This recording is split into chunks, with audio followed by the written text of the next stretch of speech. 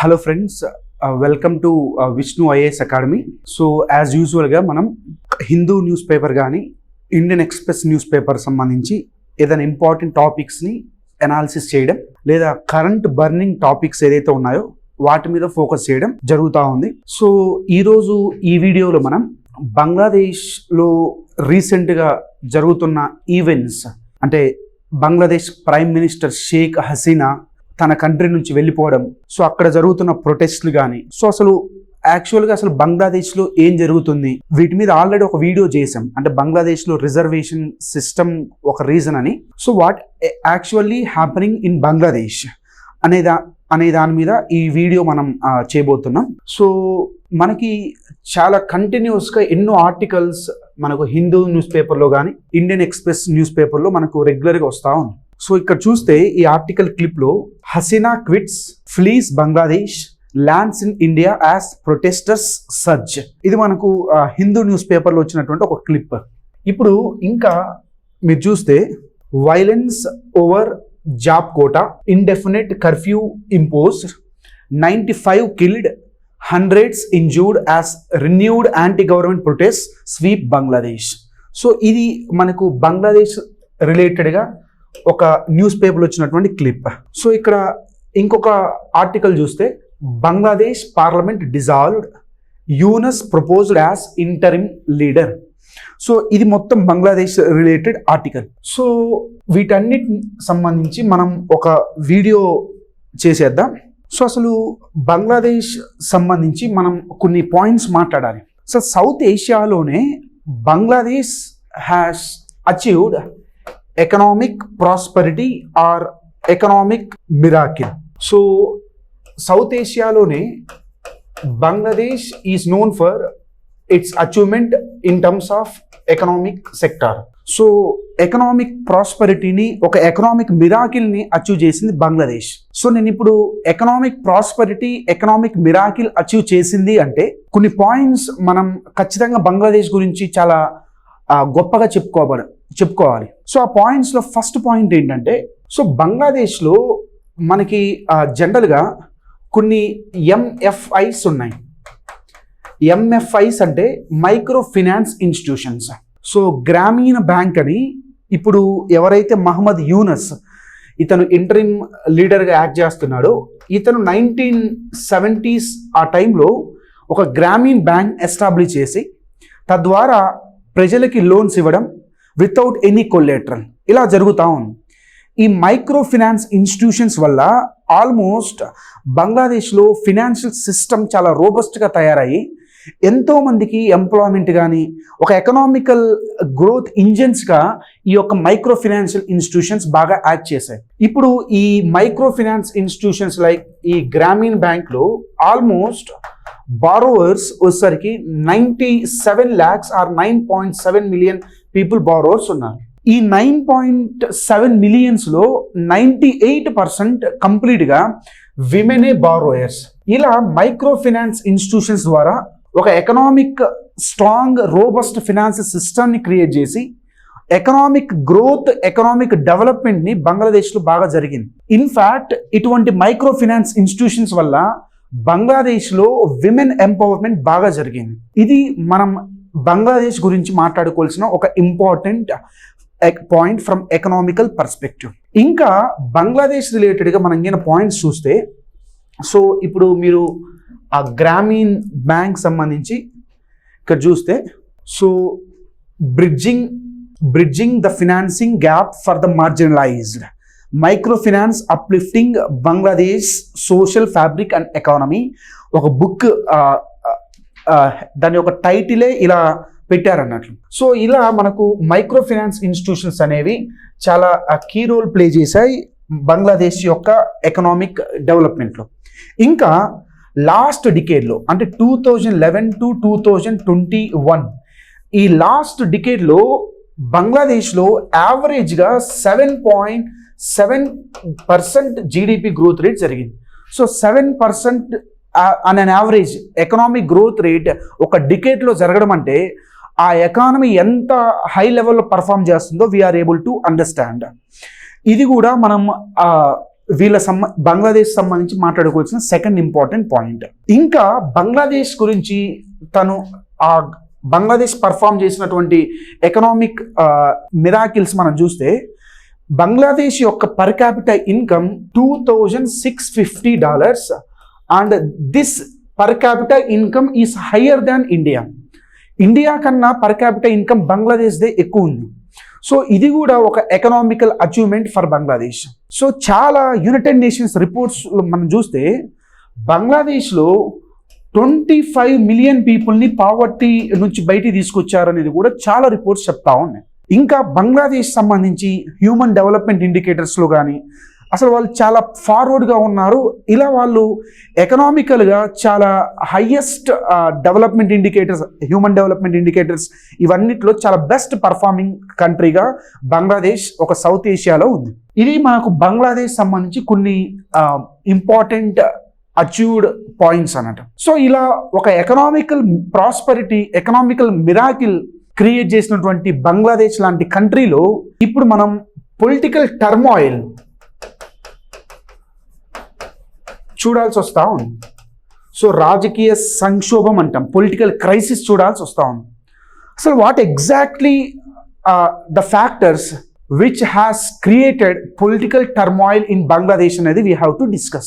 So just before going to discuss the exact reasons, మనం Bangladesh economic miracle చూసిన తర్వాత just 1 or 2 points Bangladesh country మీద మనం ఫోకస్ చేయాలి. అసలు ఈ బంగ్లాదేశ్ అనే కంట్రీ 1971లో మనకి ఇప్పుడు ఈ మ్యాప్ కింద చూస్తే మనం, సో ఈ బంగ్లాదేశ్ అనే కంట్రీ యాక్చువల్గా ఒక ఇండిపెండెంట్ కంట్రీగా 1971లో ఫామ్ అయింది. ఎర్లియర్గా ఇప్పటి పాకిస్తాన్ను వెస్ట్ పాకిస్తాన్ అని, ఈ బంగ్లాదేశ్ని ఈస్ట్ పాకిస్తాన్ అని మనకు చెప్తా ఉంటారు. సో అది బంగ్లాదేశ్ ఏదైతే ఈరోజు మనం మాట్లాడుతున్న country, it is a part and parcel of Pakistan అన్నట్లు. సో 1971లో బంగ్లాదేశ్ లిబరేషన్ జరగడం, అక్కడ షేక్ రెహమాన్ అనే ఒక అతను చాలా కీ రోల్ ప్లే చేయడం, ఇటువంటి ఈవెంట్స్ మనకు తెలుసు. సో తర్వాత రెహమాన్ ఫ్యామిలీని మర్డర్ చేయడం, సో ఈ ఈవెంట్స్ అన్నీ మనం ఆటోమేటిక్గా బంగ్లాదేశ్ లిబరేషన్ సంబంధించి మనం డిస్కస్ చేయొచ్చు తర్వాత క్లాసెస్లో, మీకు హిస్టరీలో కానీ దీంట్లో వర్క్ చేస్తూ ఉంటారు. సో ఇప్పుడు బంగ్లాదేశ్లో ఎక్కువ 17 crore పాపులేషన్లో 91% ఇస్లామిక్ పీపుల్ ఉంటారు. సో ఇస్లామిక్ రిలీజియన్ ఫాలో అయ్యే పీపుల్, మిగతా వాళ్ళు 9% అదర్ రిలీజియన్స్ ఉంటారు. ఇప్పుడు సో ఇంకా బంగ్లాదేశ్ సంబంధించి కరెన్సీని మనం టాకా అంటాం, TAK టాకా. ఇలా కొన్ని బంగ్లాదేశ్ రిలేటెడ్ పాయింట్స్ మనకు సరిపోతాయి. ఇప్పుడు మనం ఏం డిస్కస్ చేయబోతున్నామంటే, అసలు ఈ బంగ్లాదేశ్లో షేక్ హసీనా తన కంట్రీ నుంచి వెళ్ళిపోవడానికి ఏ రీజన్స్ మనం డిస్కస్ చేస్తున్నాం. ఫస్ట్ రీజన్, అసలు క్రిటిక్స్ ఏం చెప్తున్నారంటే పొలిటికల్ లెజిటిమసీ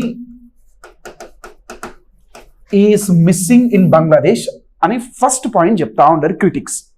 అసలు ఏంటి ఈ లెజిటిమసీ, అసలు ఏంటి పొలిటికల్ లెజిటిమసీ? సో లెజిటిమసీ అనే ఒక పొలిటికల్ సైన్స్ టర్మాలజీ ఏదైతే పొలిటికల్ సైన్స్ టర్మ్ ఏదైతే ఉందో, legitimacy means acceptance of the authority. Acceptance of the అథారిటీని మనం లెజిటిమసీ అంటాం. సో ఏంటి పొలిటికల్ లెజిటిమసీ మిస్సింగ్ అవ్వడం బంగ్లాదేశ్లో అంటే, సింపుల్గా రీసెంట్గా బంగ్లాదేశ్లో ఎలక్షన్స్ జరిగాయి. ఆ ఎలక్షన్స్లో ఓటర్ టర్న్అవుట్ ఎంత అంటే ఓన్లీ 40% మాత్రమే ఓటర్ టర్న్అవుట్. అంటే those citizens who has to participate in the democratic process, వాళ్ళు ఎవరు కూడా పార్టిసిపేట్ చేయట్లేదు. సో కంప్లీట్గా ఓటర్ టర్న్అవుట్ చాలా లో లెవెల్లో ఉంది. ఇన్ఫ్యాక్ట్ ఇది ఎలక్షన్ కమిషన్ ఇచ్చిన data. There are many critics who are saying that the voter turnout is being inflated, దాన్ని పెంచారని చెప్తా ఉన్నారు. ఇది ఒకటి. ఇంకా పొలిటికల్ లెజిటిమసీ మిస్సింగ్ అని ఇంకా ఏం పాయింట్స్ ఎలా మాట్లాడవచ్చు అంటే, బంగ్లాదేశ్లో ఇండియాలో లాగా 2 మేజర్ పార్టీస్ ఉంటాయి. మన ఇండియాలో INC Indian national Congress, BJP Bharatiya Janata party ఎలా అయితే ఉంటాయో, సిమిలర్గా మనకి బంగ్లాదేశ్ నేషనలిస్ట్ పార్టీ ఇది ఒకటి, బంగ్లాదేశ్ అవామీ లీగ్, ఇలా 2 పార్టీస్ ఉంటాయి. ఈ బంగ్లాదేశ్ అవామీ లీగ్ పార్టీ ఇప్పుడు రూలింగ్లో ఉంది. దాని ప్రైమ్ మినిస్టర్గా షేక్ హసీనా ఉన్నారు. అసలు బంగ్లాదేశ్లో రీసెంట్గా జరిగిన ఎలక్షన్స్లో ఈ బంగ్లాదేశ్ నేషనలిస్ట్ పార్టీ ఏదైతే ఉందో ఇది కంప్లీట్గా పార్టిసిపేట్ చేయకుండా బాయ్కాట్ చేసింది. అసలు వాళ్ళు ఏమడుగుతున్నారంటే బంగ్లాదేశ్ నేషనలిస్ట్ పార్టీ వాళ్ళు ఈ ఎలక్షన్స్ అనేవి ఫ్రీ అండ్ ఫెయిర్గా జరగట్లేదు, ట్రాన్స్పరెంట్గా జరగట్లేదు. సో ఈ ఎలక్షన్స్ ఫ్రీ అండ్ ఫెయిర్గా జరగట్లేదు కాబట్టి సో ఒక కేర్ టేకర్ గవర్నమెంట్ ద్వారా ఎలక్షన్స్ కండక్ట్ చేపియాలని వీళ్ళు అడుగుతా ఉన్నారు.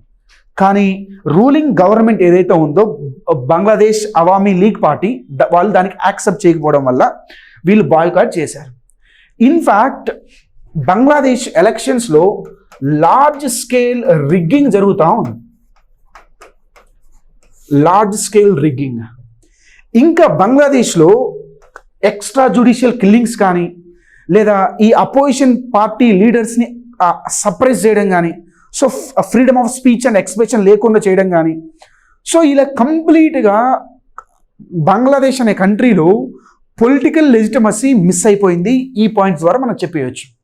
సో అసలు రిగ్గింగ్స్ జరగడం, ఒక ఎలక్షన్స్లో ఓటర్ టర్న్అవుట్ 40% ఉండడం, సో ఇలా మనకి అపోజిషన్ పార్టీ ఏదైతే బంగ్లాదేశ్ నేషనలిస్ట్ పార్టీ బాయ్కాట్ చేయడం ఎలక్షన్స్, ఇవన్నీ ఒక మేజర్ ఫ్యాక్టర్ అనేది క్రిటిక్స్ చెప్తా ఉన్నారు. సో అందువల్ల డెమోక్రటిక్ కంట్రీస్ ఎవరైతే వరల్డ్లో ఉన్నాయో the lesson that they have to learn from the case study of Bangladesh ఏంటంటే సింపుల్గా the elections which they are conducting in their states, in their countries, it should be in a free and fair manner and it should be with transparent manner. So free and fair elections అంటేనే సింపుల్గా those party in power should also has the free and fair to lose the power. So ఎవరైతే అధికారంలో ఉన్నారో వాళ్ళు ఓడిపోయేది కూడా free and fair ఎలక్షన్స్లో భాగమే. So ఇప్పుడు మీకు చూస్తే రవాండా అనే ఒక కంట్రీలో పాల్ కెగామియా అనే ఒక ప్రెసిడెంట్ ఉన్నాడు. ఈ పాల్ కెగామియా అనే ప్రెసిడెంట్ 2000 నుంచి రవాండాకి ప్రెసిడెంట్ అతను. సో ఇప్పుడు అతను అక్కడ ఓటర్ టర్న్అవుట్ తనకి 98% వస్తూ ఉంది ఎప్పుడు ప్రతి ఎలక్షన్స్లో. సో ఇతను పాల్ కగామే ఈయన. సో ఇతను 2000 నుంచి 98% ఓట్ టర్న్ వస్తున్నట్టు అక్కడ ఫ్రీ అండ్ ఫెయిర్ ఎలక్షన్ జరగట్లేదు. రీసెంట్గా మీకు తెలిస్తే వెనిజులాలో కూడా అక్కడ అపోజిషన్ పార్టీ ఎలక్షన్లో గెలిచిన రూలింగ్ పార్టీ ఎవరైతే ఉన్నారో ఓడిపోయినప్పటికీ తన పవర్ నుంచి దిగిపోకపోవడం. సో ఇటువంటి డెమోక్రసీ డెఫిసిట్ ఎలిమెంట్స్ మనకి బాగా కనపడతా ఉన్నాయి వరల్డ్లో. సేమ్ కేస్ బంగ్లాదేశ్లో కూడా అటువంటి కండిషన్ మనకు కనపడింది. ఫస్ట్ ఫ్యాక్టర్ అని చెప్తారు పొలిటికల్ లెజిటిమసీ మిస్సింగ్. రెండో పాయింట్ ఏంటంటే mass connection missing. So mass connection missing అంటే ఏంటి అసలు? సో సింపుల్గా ఈ బంగ్లాదేశ్ అవామీ లీగ్ ఏదైతే పార్టీ ఉందో this party is known for the party which works for the poor. This party is a party which has those people which are hailing from the middle class groups. So teachers, lawyers, professionals, middle class people, poor people, ఇలా ఎంతో మందితో ఈ party ఉండేది Bangladesh Awami league party ఏదైతే ఉందో. అసలు in fact ఈ పార్టీలో చాలామంది ఐడియాలజికల్గా కంట్రీ డెవలప్మెంట్ కోసం బాగా వర్క్ చేస్తూ ఉంది. But over the years what happened was this party which is in power ఆటోమేటిక్గా they started inclining towards the business tycoons. So ఇలా బిజినెస్ టైకూన్స్కు టిల్ట్ అవ్వడం వల్ల ఏమైందంటే ఆ మాస్ పీపుల్, పూర్ పీపుల్ యొక్క కనెక్షన్ కంప్లీట్గా దూరం అయిపోయింది ఈ యొక్క పార్టీకి. So in fact, business people are those businessmen who turned into politicians. They are known for organizing crimes or they are known for the corruption. So ila complete ga business men ki incline avadam, mass people ki దూరం అవ్వడం, దీనివల్ల government మీద ఒక antagonistic tendencies బాగా develop అయ్యాయి. ఇది కూడా ఒక మేజర్ పాయింట్ బంగ్లాదేశ్లో ఇప్పుడు మనం చూస్తున్నటువంటి పొలిటికల్ టర్మాయిల్. ఒకటి పొలిటికల్ లెజిటిమసీ మిస్ అవ్వడం, రెండోది మాస్ కనెక్షన్కి బాగా దూరం అవ్వడం. ఇంకా ఇన్ఫ్యాక్ట్ మీరు చూస్తే ప్రైమ్ మినిస్టర్ కౌన్సిల్ అడ్వైజర్స్ అని వాళ్ళ దగ్గర ఒక టీం ఉంటుంది. ఆ ప్రైమ్ మినిస్టర్ అడ్వైజర్ కౌన్సిల్స్లో ఎవరైతే కంట్రీలో మనీ డిఫాల్టర్స్ ఉంటారో అటువంటి వాళ్ళకి they have given the chance in that council. So ఇలా కంప్లీట్గా మాస్లో ఒక పూర్ పీపుల్, ఒక మిడిల్ క్లాస్లో గవర్నమెంట్ మీద యాంటగోనిస్టిక్ టెండెన్సీస్ డెవలప్ అయ్యి, ఇది సెకండ్ రీజన్. ఫైనల్గా ఇంకొక రీజన్ ఏంటంటే ఎకనామిక్ రీజన్ కూడా చాలా ఫ్యాక్టర్ ప్లే చేస్తా ఉంది. ఎకనామిక్ రీజన్ అంటే in fact almost 30 million people in Bangladesh are jobless. 17 crore పాపులేషన్లో 3 crore పాపులేషన్ జాబ్లెస్గా ఉన్నారు. ఇది ఒక ఇంపార్టెంట్ పాయింట్. ఇంకొక పాయింట్ ఎకనామిక్, దీనివల్ల చాలా మంది unemployed youth they started protesting. ఇంకా పాయింట్ ఏంటంటే అక్కడ బంగ్లాదేశ్లో ఒక ఎకనామికల్ లో చాలా గ్రేట్నెస్ ఏంటంటే వరల్డ్లో చైనా తర్వాత అంత రోబస్ట్ గార్మెంట్స్ ఇండస్ట్రీ ఏదైనా కంట్రీ ఉందంటే అది బంగ్లాదేశ్. టెక్స్టైల్ ఇండస్ట్రీ చాలా ఫేమస్ బంగ్లాదేశ్లో. సో ఆ టెక్స్టైల్ సంబంధించిన అన్నీ కూడా వీళ్ళు ఏం చేస్తారంటే ఎక్స్పోర్ట్ చేసి తద్వారా వాళ్ళకి ఫారిన్ ఎక్స్చేంజ్ రిజర్వ్స్ బాగా వస్తూ ఉండేవి. సో ఇప్పుడు ఆఫ్టర్ COVID-19 తర్వాత వాళ్ళ యొక్క foreign exchange reserves it has been dropped out by 40%. అటు ఫారిన్ ఎక్స్చేంజ్ రిజర్వ్స్ తగ్గిపోతున్నాయి, అట్ ద సేమ్ టైం వాళ్ళకు జాబ్లెస్ గ్రోత్ ఆర్ అన్ఎంప్లాయ్మెంట్ పెరిగిపోతా ఉంది. కోవిడ్ ముందు వరకు మనం ఆల్రెడీ డిస్కస్ చేసాం, 7% గ్రోత్ రేట్ ఉంటే లాస్ట్ డికేడ్లో, కోవిడ్ తర్వాత వాళ్ళు they are in the situation where they have approached international monetary fund for bail out. So ఇలా కంటిన్యూస్గా economic weakening, economic crisis signals మనకి బంగ్లాదేశ్లో కనపడతా ఉన్నాయి. దీనితో పాటు ఇన్ఫ్లేషన్, స్పైరలింగ్ ఇన్ఫ్లేషన్, ఇవన్నీ కూడా economic factors. Political legitimacy, mass connection miss అవ్వడం, ఎకనామిక్ ఫ్యాక్టర్స్, అండ్ ఫైనల్గా the triggering point which has created political turmoil, that is anti quota protest. So ఇది ఫైనల్ ట్రిగరింగ్ పాయింట్. సో మనకు కానీ 1857 revolt discuss చేసేటప్పుడు so చాలా ఫ్యాక్టర్స్తో పాటు ఆ Pig ఇటువంటి ఇష్యూస్ ఏదైతే డిస్కస్ చేస్తామో సేమ్ అలానే ఈ ఫ్యాక్టర్స్ కూడా చాలా కీ రోల్ ప్లే చేశాయి ఫైనల్గా యాంటీ కోటా ప్రొటెస్ట్. ఈ యాంటీ కోటాకు వ్యతిరేకంగా ఏదైతే బంగ్లాదేశ్లో జరుగుతున్నటువంటి నిరసనలు ఉన్నాయో దాన్ని ఆ government miss management or miss సరిగా హ్యాండిల్ చేయలేకపోయింది. ఇన్ఫ్యాక్ట్ కొన్ని డెరోగేటరీ స్టేట్మెంట్స్ వల్ల ఇంకా వాళ్ళల్లో ఒక స్పార్క్ జనరేట్ అయ్యి ప్రొటెస్ట్లు ఇంకా సివియర్ అయ్యాయి. వాళ్ళని రజాకర్స్తో కంపేర్ చేయడం, ఇలా మనకి కంప్లీట్గా యాంటీ కోటా ప్రొటెస్ట్ని మిస్ హ్యాండిల్ చేయడం వల్ల కూడా బంగ్లాదేశ్లో ఇటువంటి కండిషన్స్ అరైజ్ అయ్యాయి అని అక్కడున్న క్రిటిక్స్ కానీ, అక్కడున్న ఎకానమిస్టులు కానీ, అక్కడున్న పొలిటికల్ అనలిస్ట్ చెప్తా ఉన్నారు. సో ఇది మనకు బంగ్లాదేశ్ సంబంధించి స్టోరీ. అంటే బంగ్లాదేశ్ అనే ఒక కంట్రీ ఎకనామిక్ మిరాకిల్ ఏ విధంగా సౌత్ ఏషియాలో అచీవ్ చేసిందో, ఎకనామిక్ ప్రాస్పెరిటీ ఏదైతే ఉందో తను వరల్డ్లో తను చూపించిందో, అటువంటి కంట్రీ ఇప్పుడు కంప్లీట్గా ఒక పొలిటికల్ టర్మాయిల్లోకి వెళ్ళిపోవడం జరుగుతూ ఉంది. నెక్స్ట్ ఈవెంట్స్ ఏం జరుగుతాయో we have to wait and see. So దీని సంబంధించి ఫైనల్గా మన కంక్లూజన్ ఏంటంటే సింపుల్గా ఒక పాయింట్, ఆ పాయింట్ ఏంటంటే బంగ్లాదేశ్లో డెమోక్రసీ డెఫిసిట్, ఈ పాయింట్, ఈ టర్మ్ ఇంపార్టెంట్, డెమోక్రసీ డెఫిసిట్. ఈ డెమోక్రసీ డెఫిసిట్ ఉండడం వల్లనే మేజర్గా ఇప్పుడు పొలిటికల్ టర్మాయిల్కి రీజన్ అనేది మనం చెప్పవచ్చు. So this is the lesson that the most of the democratic countries has to learn from Bangladesh. So democratic principles we have to follow. So ante opposition voice suppress కాకుండా mass కి connect అవ్వడం, so corruption లేని దాన్ని చేయడం, arrogance within the power ఉండకుండా ఉండడం. So ఈ democracy deficit అనేది మనం లేకుండా చూసుకోవడం, ఇది ఇంపార్టెంట్. సో దీంతో మనకు ఈ టాపిక్ క్లోజ్ అవుతుంది.